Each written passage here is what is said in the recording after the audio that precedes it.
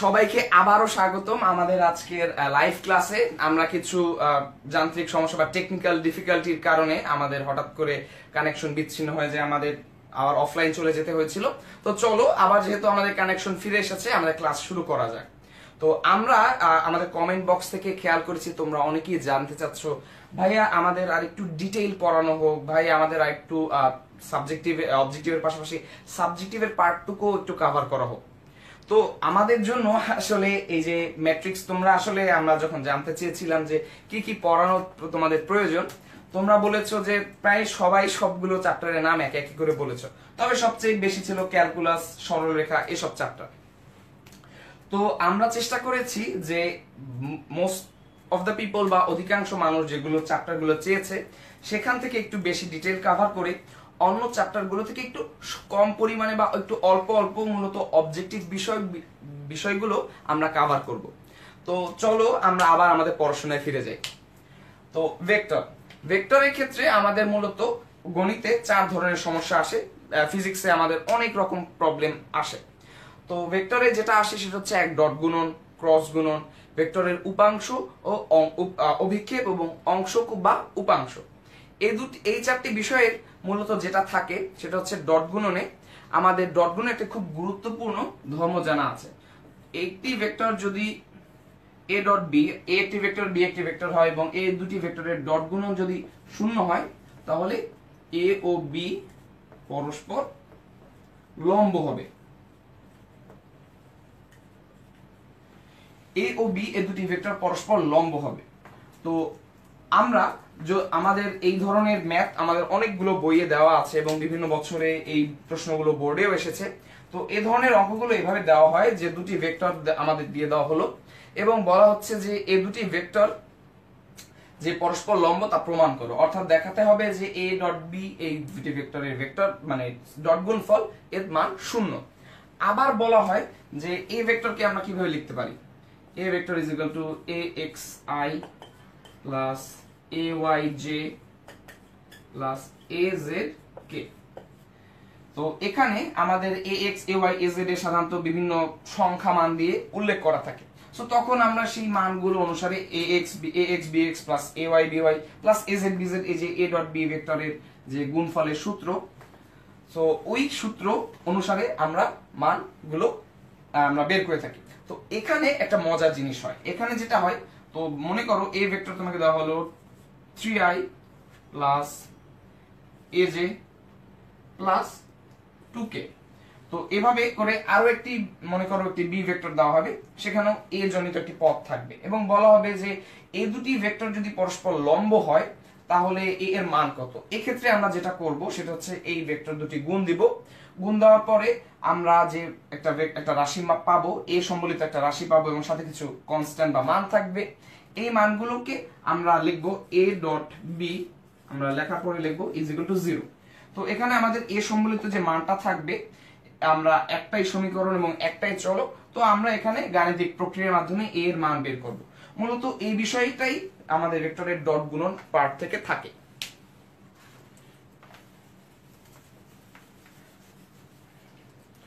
তো আমি যদি তোমাদের জিজ্ঞেস করি এক্স অক্ষের দিক বরাবর যে একক ভেক্টর আই এবং ওয়াই অক্ষের দিক বরাবর যে একক ভেক্টর জে, এই দুটি ভেক্টরের মধ্যকার ডট গুণনফল 0, এটি কেন হয়, এর কারণটা কি? তো এর কারণটা হচ্ছে আমরা জানি এই দুটি ভেক্টরের মধ্যকার কোণ হচ্ছে 90 ডিগ্রি। সো cos 90 ডিগ্রি আমাদের আসে 0, সো এবং cos 0 ডিগ্রি আমাদের আসে 1। সো ভেক্টর i ডট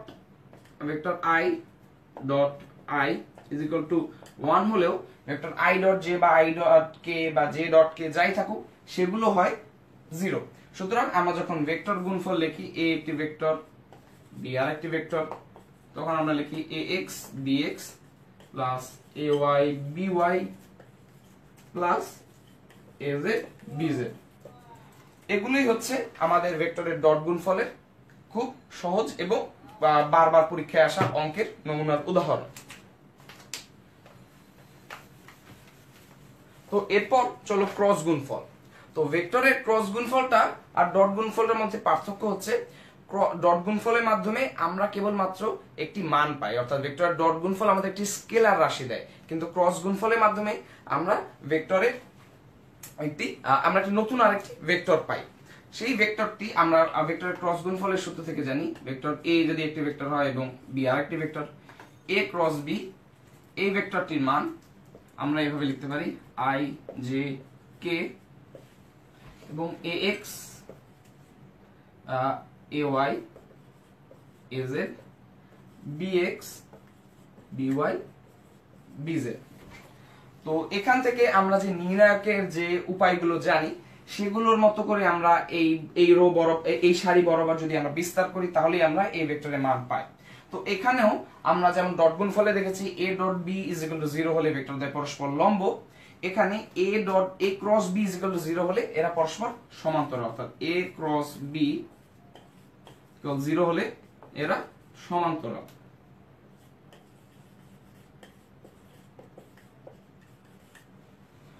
তো এখানেও ডট গুণনের মতো যেরকম প্রমাণ করতে বলে সমান্তরাল, এবং এ ও বি এর জায়গায় যদি আমরা এখানে এক্স বা পি বা যে কোনো একটা রাশি দিয়ে যদি মান পরিবর্তন করে বলতে পারি যে এ এর কোন মানের জন্য এরা পরস্পর সমান্তরাল, সো তখন আমরা এভাবে করে এই ভেক্টরের বিস্তার করে নরমাল গুণ করে আমরা এই ভেক্টর সমাধান করে আমরা উত্তর করতে পারবো। তো এটাই ছিল আমাদের ভেক্টরের ক্রস গুণফল সম্পর্কিত আলোচনা।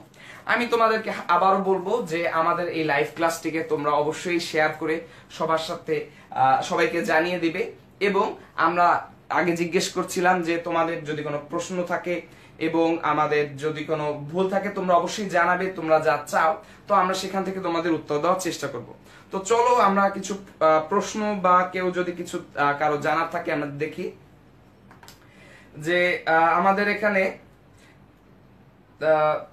আব্দুর রহিম জানাচ্ছে ভাইয়া প্লিজ সিকিউ দেখান, ভাইয়া সিকিউ দেখান, খুব ভালো কথা ভাইয়া, সিকিউ আমরা দেখাবো, কিন্তু সিকিউ দেখানোর জন্য আমাদের আগেই আমরা বলেছি যে এত কম সময়ের মধ্যে এত বড় সিলেবাস আসলে কভার করা একটু টাফ হয়ে যায়। তো আমরা সিকিউর জন্য গুরুত্বপূর্ণ কি কি বিষয় আছে আমরা সেগুলো আলোচনা করব, এবং অবজেক্টিভের ব্যাপারেও একটু করে তোমাদেরকে জানিয়ে দেব। তো অনেকে আমাকে হাই জানাচ্ছে এবং অনেকে ক্লাসে ভালো লাগছে এটা জানাচ্ছে, তোমাদের সবাইকে অনেক অনেক ধন্যবাদ। তো চলো আবার আমরা ক্লাসে ফিরে যাই। তো আমরা এটা দেখে ফেললাম। এখন এই ভেক্টরের ক্ষেত্রে আরেকটি গুরুত্বপূর্ণ বিষয় হচ্ছে আমাদের এই যে ভেক্টর, এই ভেক্টরের অভিক্ষেপ, উপাংশ, এগুলোর মধ্যে আমাদের প্রায় কনফিউশন থেকে যায় যে কোনটাকে অভিক্ষেপ আর কোনটাকে উপাংশ বলে। তো এই ক্ষেত্রে আমি বলবো যদি এ ও বি দুটি ভেক্টর হয়, মনে করো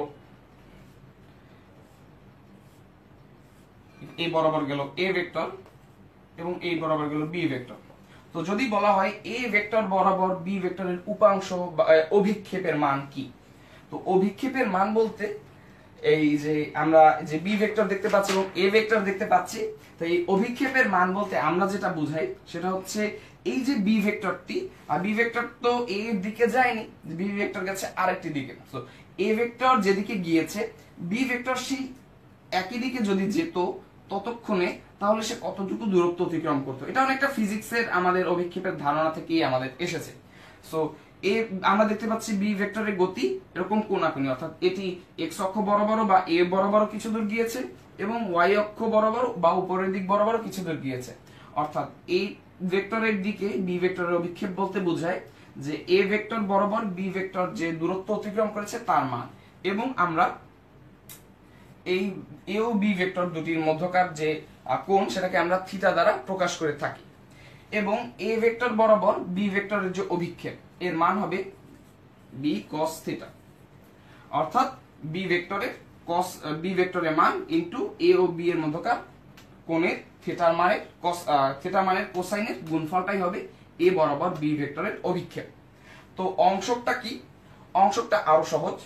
তো খেয়াল করো আমরা বলেছি এটা হচ্ছে মান, আর অংশক বা উপাংশ আমাদের দিবে এ ভেক্টর বরাবর বি ভেক্টর যদি যেত তাহলে সে যে ভেক্টর পরিমাণ, তাহলে ওই দূরত্ব যে একটি ভেক্টর ধারণ করে আছে, অর্থাৎ এই দূরত্বটুকু যে ভেক্টর ধারণ করে আছে সেই ভেক্টরটি কি।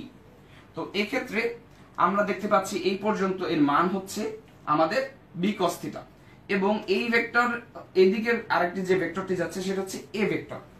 তো এর সাথে আমরা যদি এ ভেক্টরের একক ভেক্টর গুণ করে দিই তাহলে আমরা পাবো এ একক ভেক্টরের দিকে একটি দিক এবং এই বি ভেক্টর থেকে বি cos থিটা থেকে একটি মান।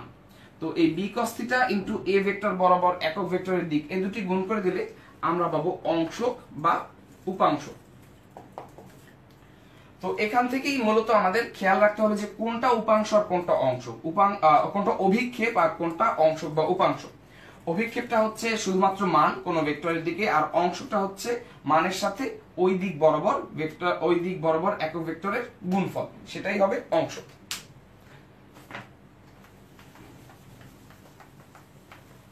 তো ভেক্টর থেকে আমাদের আলোচনা আমাদের এই পর্যন্তই সীমাবদ্ধ রাখতে হবে। তো এরপর আমরা আমাদের সবচেয়ে বেশি যে বিষয়টি সবাই আমাদের কাছে চেয়েছে সেটি হচ্ছে সরলরেখা, এবং সরলরেখা সংক্রান্ত শর্টকাট যদি থাকে সেটি আমাদের কাছে চাওয়া হয়েছে আগে।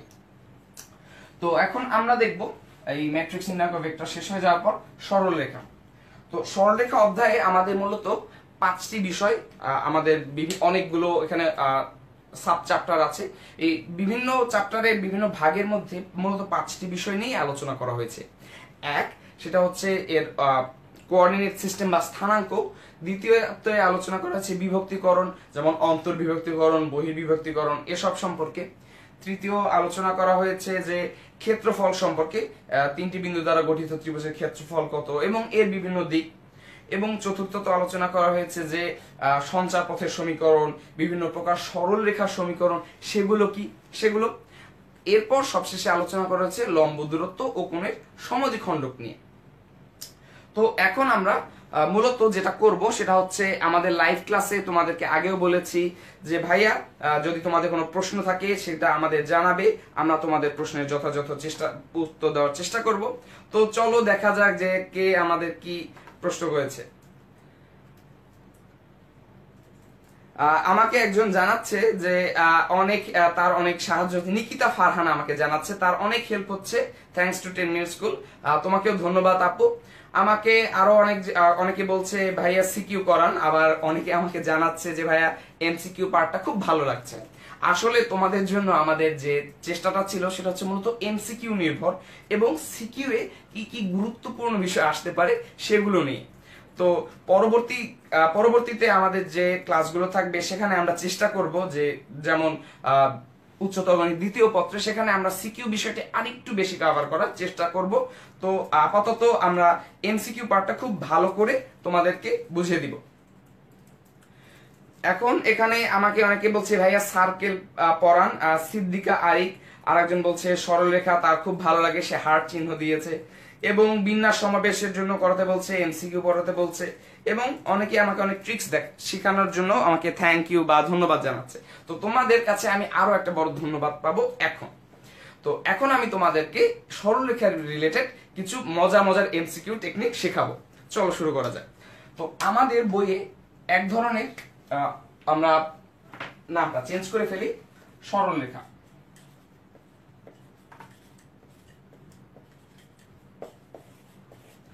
তো সরলরেখা চ্যাপ্টারের প্রথম অংশে আমাদের যেটা থাকে সেটা হচ্ছে যে বিভিন্ন বিন্দুর স্থানাঙ্ক এবং বিভক্তিকরণ সম্পর্কে। সো এখান থেকে মূলত কোনো সিকিউ না এলেও এমসিকিউ বেশ ভালো পরিমাণেই থাকার সম্ভাবনা আছে।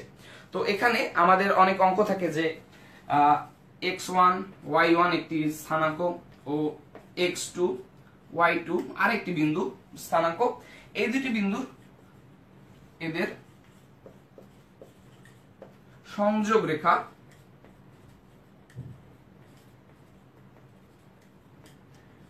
x অক্ষ এবং y অক্ষকে কি অনুপাতে বিভক্ত করে। তো এটি খুব গুরুত্বপূর্ণ একটি অবজেক্টিভ, তো সেটি আমরা এখন দেখব। তো দুটি বিন্দুর স্থানাঙ্ক দেওয়া আছে এবং এই দুটি বিন্দুর সংযোগ রেখা x অক্ষ y অক্ষকে অবশ্যই ছেদ করবে। ধরে নিচ্ছি, মনে করো এরকম এখানে একটি বিন্দু আছে, এখানে আরেকটি বিন্দু দেওয়া আছে, এই দুটি যোগ করলাম। তো এটি x অক্ষকে একটি বিন্দুতে ছেদ করলো, y অক্ষকে একটি বিন্দুতে ছেদ করলো।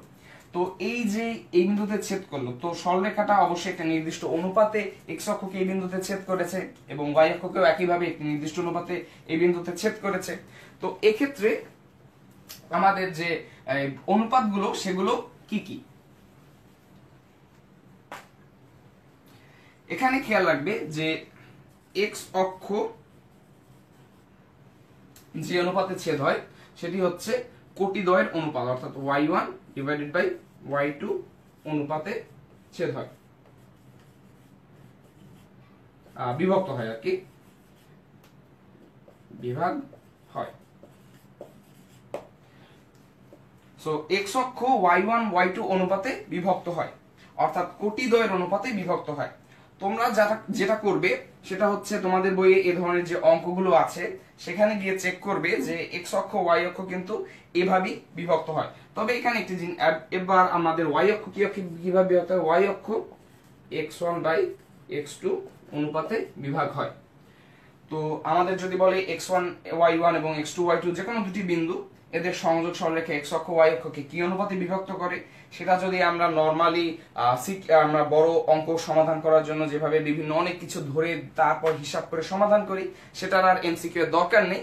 আমরা দেখতে পাই যে x অক্ষ মূলত এই যে দুটি কোটি y1 y2 এদের অনুপাতে বিভাগ হয় এবং y অক্ষ x1 x2 এর দুটি ভুজ এই অনুপাতে বিভাগ হয়।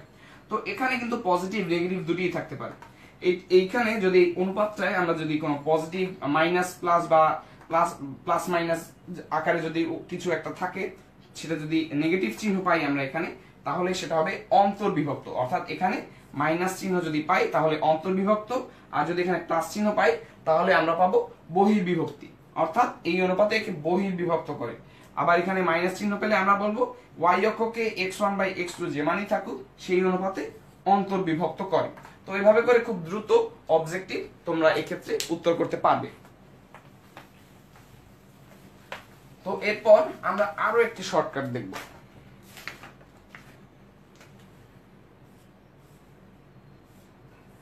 মনে করো একটি সামান্তরিক, এই সামান্তরিকের চারটি বাহু আছে এবং বিপরীত বাহুদের পরস্পর সমান্তরাল। এই সামান্তরিক আরেক ধরনের অঙ্ক আমরা দেখি যে এই সামান্তরিকে তিনটি বিন্দুর স্থানাঙ্ক দেওয়া থাকে এবং বলা হয় যে চতুর্থ বিন্দুর স্থানাঙ্ক নির্ণয় করো। এটাও বেশ লেংদি বা বেশ বড় এক ধরনের গাণিতিক সমস্যা, এটাও খুব সহজে সমাধান করা যায়। তো চলো একটা উদাহরণের মাধ্যমে দেখি। ধরে নিচ্ছি একটি সামান্তরিক ABCD, এ বিন্দুর স্থানাঙ্ক 3, -4, বি বিন্দুর স্থানাঙ্ক -2, -1 এবং সি বিন্দুর স্থানাঙ্ক -6, 5, এই তিনটি দেওয়া আছে। আমাদের বলা হচ্ছে ডি বিন্দুর স্থানাঙ্ক কত, আমাদের ডি বিন্দুর স্থানাঙ্কটা বের করতে হবে। এক্ষেত্রে যেটা করতে হবে সেটা হচ্ছে যে এ বিন্দু আর সি বিন্দু কিন্তু ডি বিন্দু থেকে কাছাকাছি আছে, যতটা না কাছে আছে এই এর কর্ণ বরাবর বি বিন্দু। সো ডি বিন্দুর ভুজ হবে এই কাছের দুটি বিন্দুর ভুজের যোগফল বিয়োগ এই বিন্দুর ভুজের বিয়োগ, এই বিন্দুর ভুজ থেকে তা বিয়োগ করতে হবে, অর্থাৎ ডি বিন্দুর ভুজ হবে, ডি বিন্দুর স্থানাঙ্কের ক্ষেত্রে আমরা লিখতে পারি যে 3 - 6, এখানে যেহেতু মাইনাস হবে তো -2, এটি হবে বি বিন্দুর ভুজ এবং একইভাবে কোটি হবে -4, 5, -4 + 5 এবং এখানে -1 আছে, তো আমরা এভাবে লিখব -1। তো একে যদি আমরা সরল করে লিখি তাহলে লিখতে পারবো যে 3 - 6 + 2, -4 + 5 + 1। তো একে যদি আমরা এখন লিখি 3 - 6 + 2, দ্যাট ইজ আমরা পাবো -1 এবং -4 + 5 + 1, এখানে আমরা পাবো 2। তো ডি বিন্দুর স্থানাঙ্ক হবে -1, 2। তোমাদেরকে আমি বলবো যে এই অঙ্কটি তোমরা স্বাভাবিকভাবে যেভাবে সলভ করো সেভাবে চেষ্টা করে দেখো, তোমরা কিন্তু এই একই উত্তর পাবে। তো এভাবে করে তোমরা কোন চতুর্থ বিন্দুর স্থানাঙ্ক নির্ণয় করার জন্য সামান্তরিকের ক্ষেত্রে, শুধু সামান্তরিক না, বর্গ, রম্বস এগুলোর ক্ষেত্রেও বা আয়ত যাদের বিপরীত বাহুদ্বয় পরস্পর সমান্তরাল সেগুলোর ক্ষেত্রে এই সূত্রটি বা এই শর্টকাট টেকনিকটি তোমরা মেনে চলে এভাবে চতুর্থ বিন্দুর স্থানাঙ্ক অবজেক্টিভের ক্ষেত্রে খুব দ্রুত নির্ণয় করতে পারবে, বা তোমরা সাবজেক্টিভেও এ ধরনের অঙ্ক আসলে এভাবে করে দ্রুত হিসাব করে তোমাদের নিজেদের উত্তর মিলে দেখতে পারবে। তো এইটি দেখা হয়ে গেল। এরপর এই চ্যাপ্টারে যে আরেকটি গুরুত্বপূর্ণ বিষয় থাকে সেটা হচ্ছে সমরৈখিকতার শর্ত। তো সমরৈখিকতার শর্তটা আসলে কি? তো আমাদেরকে যেটা করা হয়, এটা মূলত ত্রিভুজ অংশের যে একটি গাণিতিক সমস্যা, যে তিনটি বিন্দু পরস্পর সমরৈখিক কিনা বা একই রেখায় এই তিনটি বিন্দু অবস্থান করছে কিনা, এটা আমাদেরকে জিজ্ঞেস করা হয়। তো আমরা জানি যে এবিসি তিনটি বিন্দু স্থানাঙ্ক x1 y1 x2 y2 x3 y3 যদি দেওয়া থাকে, তাহলে সেই ক্ষেত্রে ক্ষেত্রফল হয় ত্রিভুজ ক্ষেত্র এবিসি সমান হাফ গুণ x1 y1 1 x2 y2 1 x3 y3 1। তো এটি হচ্ছে আমাদের ত্রিভুজ। এখানে এ বিন্দুর স্থানাঙ্ক x1 y1, বি বিন্দু x2 y2 এবং সি বিন্দু x3 y3। সো এভাবে করে আমরা ত্রিভুজের ক্ষেত্রফল নির্ণয় করি। এই ত্রিভুজের ক্ষেত্রফল নির্ণয়ের যে অঙ্কগুলো ইম্পর্টেন্ট তোমাদের সিকিউ বা সৃজনশীল প্রশ্নের জন্য, সেটা হচ্ছে তোমাদের বলা হতে পারে যে এখান তিনটে বিন্দু স্থানাঙ্ক দেওয়া আছে, ক্ষেত্রফল বের করো এবং লম্বের দৈর্ঘ্য বের করো। যা তোমরা তোমাদের বইয়ে দেখবে যে ক্ষেত্রফল বের করার পর ভূমির দৈর্ঘ্য দেওয়া থাকে, তাহলে বা ভূমির দৈর্ঘ্য বের করা হয় বা লম্বের দৈর্ঘ্যটা কত হয় সেটা নির্ণয় করতে বলা হয় বা চাওয়া হয়ে থাকে। তো আরেকটা যেটা থাকে সেটা হচ্ছে যে ক্ষেত্রফল বলা হয়ে থাকতে পারে, এবং এখানে x1 y এর জায়গায় যে a x অথবা p যে কোনো একটা চলক বসিয়ে দিয়ে বলতে পারে যে এর p এর মান কত। তো সেটাও আমরা বিস্তার করে ডান পাশে যে ক্ষেত্রফলের মান দেওয়া থাকবে সেখান থেকে আমরা বসিয়ে বের করে ফেলতে পারবো। তো এই ত্রিভুজের ক্ষেত্রফল সম্পর্কিত বিষয় থেকে এটি খুব গুরুত্বপূর্ণ।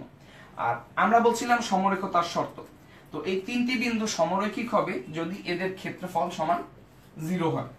অর্থাৎ তোমাদের বলা হবে দেখাও যে এ বি সি তিনটি বিন্দু সমরেখ, তখন বিন্দু তিনটির স্থানাঙ্ক দেওয়া থাকবে, আমরা দেখাবো যে এদের ক্ষেত্রফলের মান 0। অর্থাৎ এই তিনটি বিন্দু দ্বারা গঠিত ক্ষেত্রফল 0 হলে বিন্দু তিনটি পরস্পর সমরেখ। এরপর আমাদের যে আরেকটি গুরুত্বপূর্ণ বিষয় থাকে সেটা হচ্ছে সরলরেখার সমীকরণ।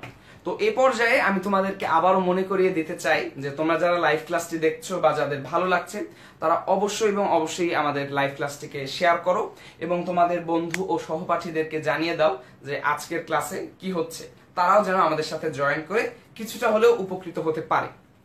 তো চলো আমরা সরলরেখার সমীকরণ সম্পর্কে দেখি।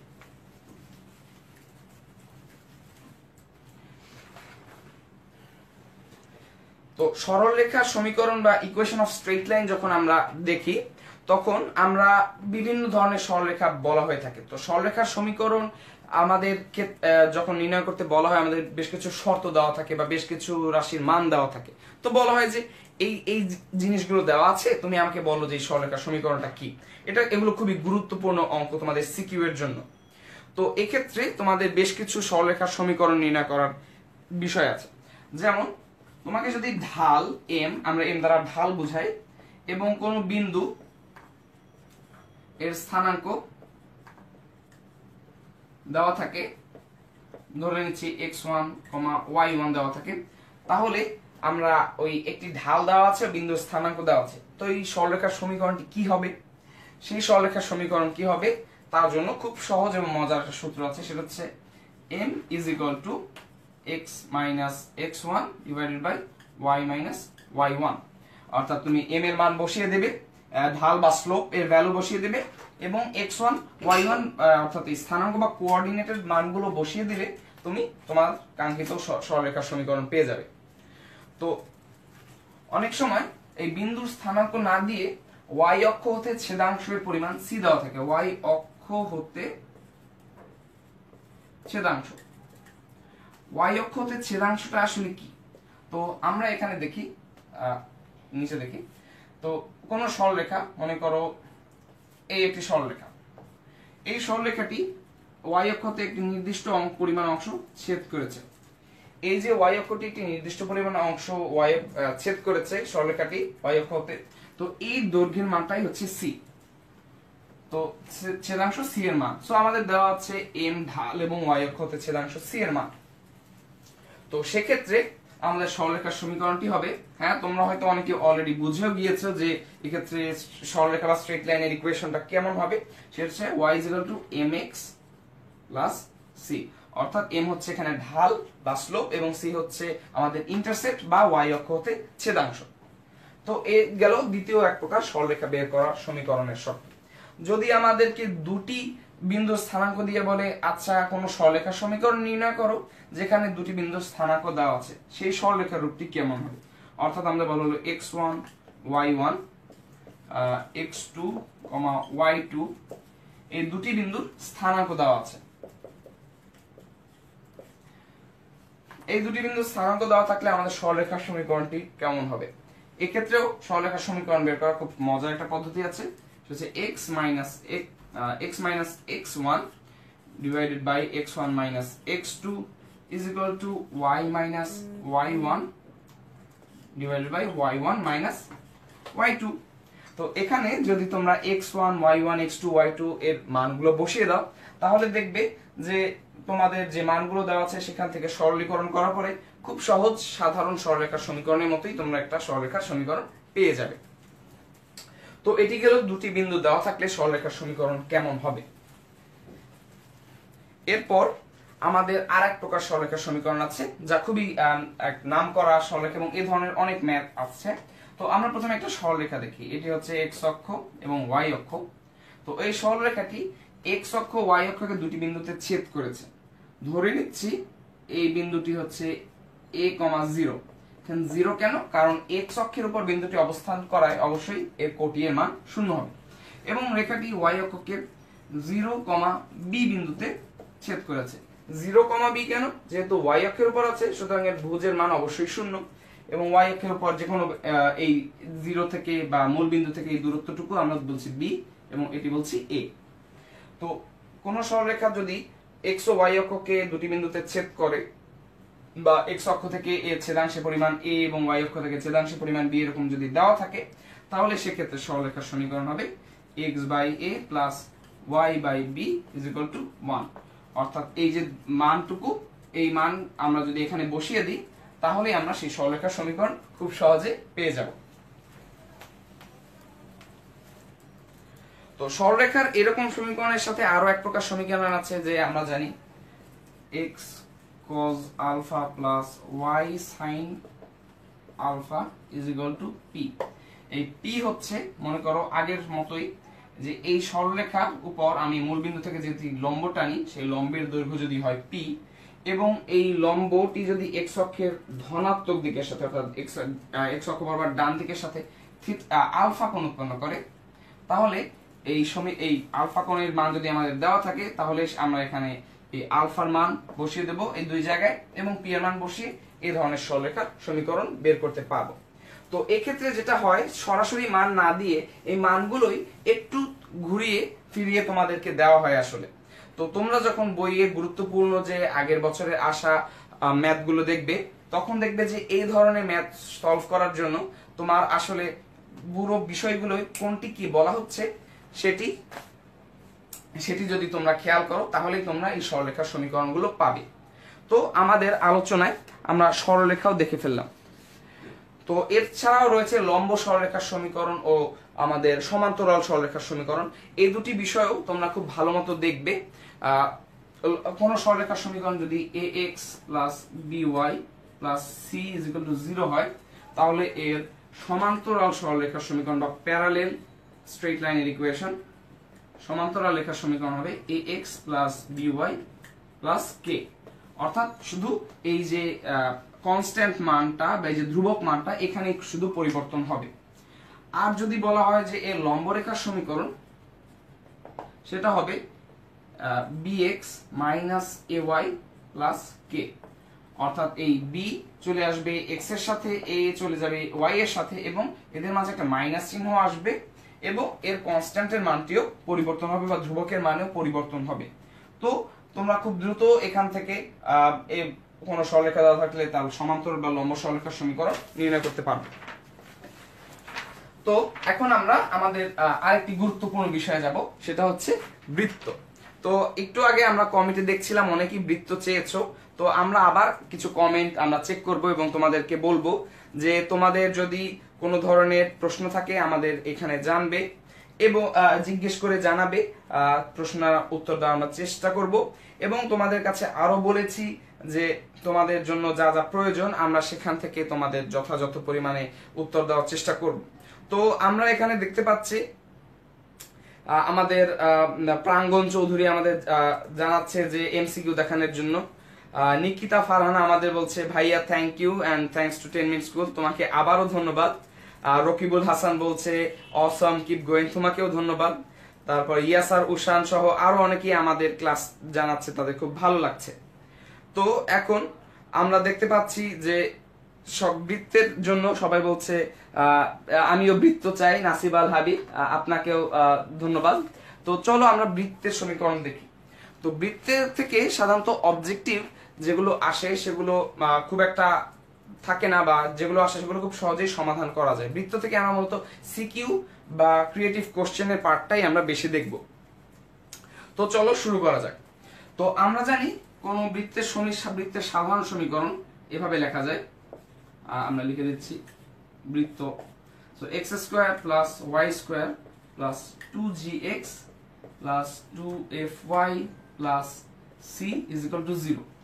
এটি হচ্ছে মূলত কোনো বৃত্তের সাধারণ সমীকরণ। সো বৃত্তের সমীকরণ দেখতে অনেকটা এরকম দেখাবে, এবং বৃত্তের সমীকরণে যদি কোনো এফ জি বা সি কোনোটি যদি শূন্য না হয় তাহলে এরকম একটি চেহারায় আমরা সমীকরণ দেখতে পাবো।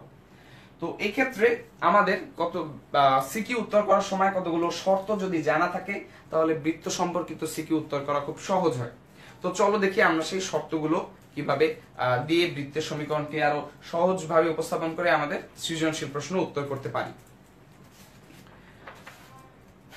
তো কোন বৃত্ত যদি এক্স অক্ষকে স্পর্শ করে, অর্থাৎ এই মনে করছি বৃত্তের সমীকরণটি, এই সমীকরণ যে বৃত্ত প্রকাশ করছে সে যদি এক্স অক্ষকে স্পর্শ করে, এক্স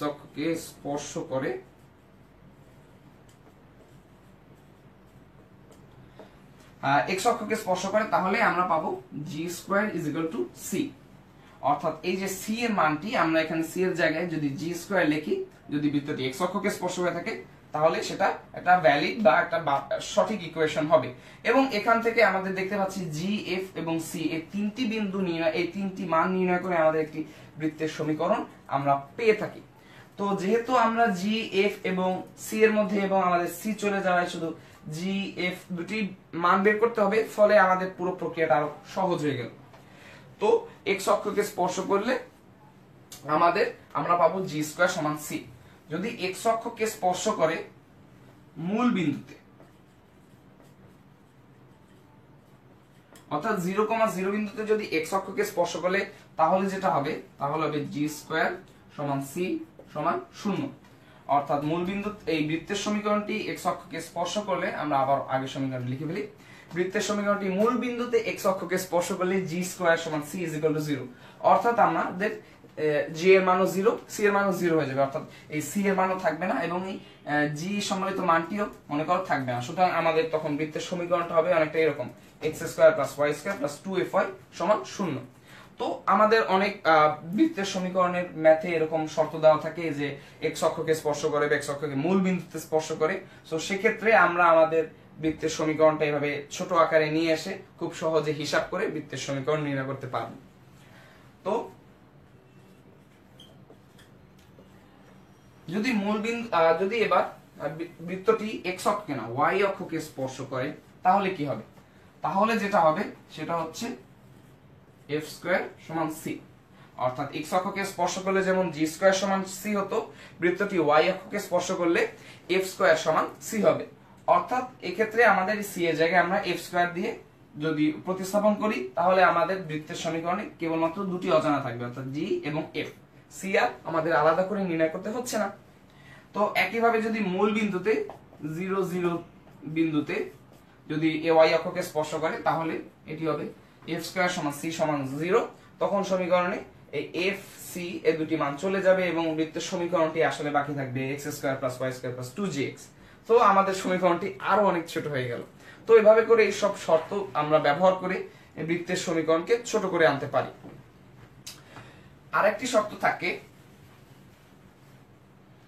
আমরা লিখে পারি 2fy plus c is equal to 0।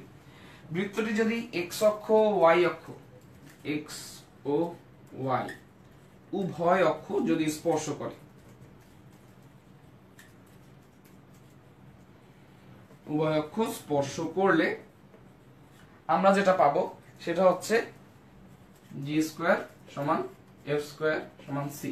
অর্থাৎ বৃত্তটি যদি এক্স ও ওয়াই উভয় অক্ষকে স্পর্শ করে তাহলে আসলে আমাদের এখানে আমরা জি এফ, জি এর জায়গায় জি রেখে এফ এর জায়গায় জি লিখতে পারি এবং সি এর জায়গায় জি স্কোয়ার লিখে দিতে পারি। অর্থাৎ আমাদের অজানা কেবল মাত্র একটাই রাশি থাকে, সেটা হচ্ছে জি বা এফ বা যেটা দিয়ে আমরা উল্লেখ করতে চাই।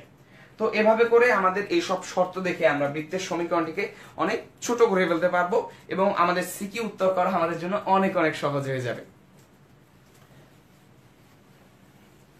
তো এখানেই আমাদের বৃত্তের সমীকরণ ছোট করে আনার পদ্ধতি শেষ না, আরো দুটি শর্ত আছে। তো আমাদের তো বলছে বৃত্তের ক্ষেত্রে যদি আমাদের বৃত্তের বিন্দুগুলো না দিয়ে আমাদের বলা হয় যে কেন্দ্রের অবস্থান দিয়ে বলা হয় যে এই কেন্দ্রের অবস্থান বিষয়ক শর্ত দিয়ে বলা হয়, তাহলে কিন্তু আমরা বৃত্তের সমীকরণ আরো ছোট করে ফেলতে পারবো।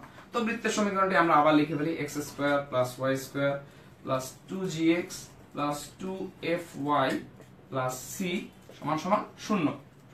তো এরকম যদি থাকে এবং আমাদের বলা হয় এই বৃত্তের কেন্দ্র যদি বলা হয়, বৃত্তের কেন্দ্র এক্স অক্ষকে যদি স্পর্শ করে, কেন্দ্র এক্স অক্ষকে স্পর্শ করে, তাহলে আমরা পাবো যে বৃত্তের কেন্দ্র যদি কোনো বৃত্ত কেন্দ্র এক্স অক্ষকে স্পর্শ করে তাহলে এফ সমান সমান 0। অর্থাৎ ওই বিন্দুতে এই যে এফ সম্বলিত রাশিটি এটি শূন্য হয়ে যাবে, অর্থাৎ এটি থাকবে না। তো তখন বৃত্তের সমীকরণটি দেখতে অনেকটা এরকম থাকবে, অর্থাৎ এফ এর মান আর আমাদের নির্ণয় করতে হচ্ছে না, আমাদের বৃত্তের সমীকরণ আর অনেক ছোট হয়ে গেল। তো আমাদের যদি আবার লিখে বলি, আমাদের যদি এক্স অক্ষ না কিন্তু ওয়াই অক্ষকে স্পর্শ করে তাহলে কি হবে? হ্যাঁ, তোমরা হয়তো অনেকে আগে থেকে অনুমান করে ফেলতে পেরেছো, এক্ষেত্রে জি সমান 0 হবে। অর্থাৎ কেন্দ্র যদি ওয়াই অক্ষকে স্পর্শ করে তাহলে জি এর মান 0 হয়ে যাবে। এবং আরেকটি শর্ত হচ্ছে বৃত্তটি যদি মূল বিন্দুগামী হয়, অর্থাৎ মূল বিন্দুগামী বৃত্তে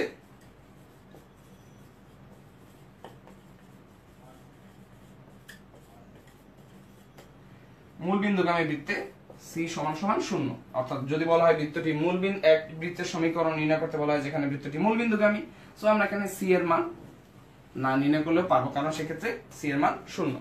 তো এভাবে করে আমরা বৃত্তের সমীকরণ নির্ণয়ের ক্ষেত্রে এসব শর্ত যে আমাদের বিভিন্ন প্রশ্নে দেওয়া থাকে সেখান থেকে আমরা বৃত্তের সমীকরণটি ছোট আকারে লিখে ফেলে খুব দ্রুত বৃত্তের সমীকরণ নির্ণয় করতে পারবো। তো সবশেষে আমাদের আসছে বিন্যাস ও সমাবেশ। বিন্যাস ও সমাবেশ আসলে খুব সহজ দুটি অংশ। তো আমাদের বলা হয়ে থাকে যে এন সংখ্যক জিনিস নিয়ে যদি আমরা লিখে ফেলি আগে বিন্যাস ও সমাবেশ, বিন্যাস সমাবেশ। তো বিন্যাস ও সমাবেশ, তো আমরা জানি বিন্যাস বলতে বোঝায় আমাদের কতগুলো জিনিস দেওয়া আছে, সেই জিনিসগুলো থেকে কিছু সংখ্যক নিয়ে বা সবগুলো নিয়ে বিভিন্নভাবে সাজানো।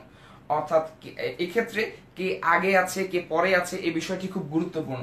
কিন্তু সমাবেশের ক্ষেত্রে আমরা যেটা করি সেটা হচ্ছে আমাদের 10টি ভিন্ন ভিন্ন রঙের জামা দেওয়া হলো এবং বলা হলো যে 3টি করে জামা নাও। এক্ষেত্রে আগে লাল জামা নিয়েছি না পরে লাল জামা নিয়েছি, তারপর নীল জামা নিয়েছি, তারপর সবুজ জামা নিয়েছি মনে করো। তো এক্ষেত্রে বিন্যাসের ক্ষেত্রে আগে লাল নাকি পরে লাল, বা আগে সবুজ নাকি পরে সবুজ, নীল, এরকম আগে পরের বিষয়টা খুব গুরুত্বপূর্ণ থাকে। কিন্তু সমাবেশের ক্ষেত্রে সেটা গুরুত্বপূর্ণ বিবেচিত হয় না, যে কোনো তিনটা নিলেই আগে হোক পরে হোক থাকলেই হবে। তো ওই আমাদের বিন্যাসের ক্ষেত্রে n সংখ্যক জিনিস থেকে r সংখ্যক জিনিস নিয়ে বিন্যাস হবে n(r) সমান n factorial divided by n minus r factorial. এবং আমাদের সমাবেশের ক্ষেত্রে n(cr) n factorial divided by r factorial into n minus r factorial.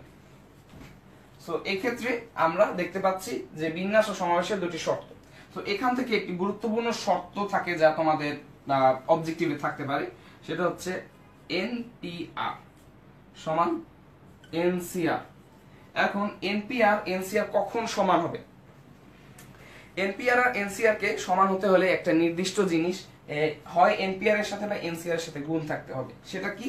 আমরা দেখি এনসিআর এ যেটা হচ্ছে সেটা হচ্ছে এনপিআর এ যা আছে সেটাকে আর ফ্যাক্টোরিয়াল দ্বারা আরো ভাগ করা হচ্ছে, অর্থাৎ এনপিআর এর সাথে যদি আমরা আর ফ্যাক্টোরিয়াল গুণ দিয়ে দিই তাহলে আমরা পাবো এনপিআর ও এনসিআর এর দুটি বিন্যাস ও সমাবেশের মধ্যকার সম্পর্ক।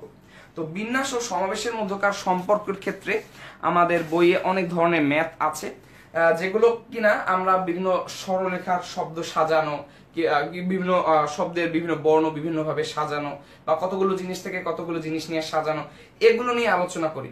এক্ষেত্রে আমি তোমাদের বলবো এগুলো খুব সহজে তোমরা বইয়ে বোর্ডে যে আগের বছরগুলো বিভিন্ন প্রশ্ন এসেছে সেগুলো ভালো মতো করে সলভ করবে, তাহলে তোমরা দেখবে যে এখান থেকে অবজেক্টিভ এবং সাবজেক্টিভ আসলে দুটিই কভার হয়ে যাবে। এখান থেকে খুব কঠিন কিছু তোমাদের পরীক্ষায় থাকবে না। তো আজকের প্রথম ক্লাস আমাদের এ পর্যন্তই থাকবে। এর পরবর্তীতে আমরা আমাদের ক্যালকুলাস, ত্রিকোণমিতি, ফাংশন এইসব বিষয় নিয়ে পরবর্তী ক্লাসটিতে আলোচনা করব। তো সবাইকে অনেক অনেক ধন্যবাদ ও অভিনন্দন জানিয়ে এই ক্লাসটি এখানেই শেষ করছি।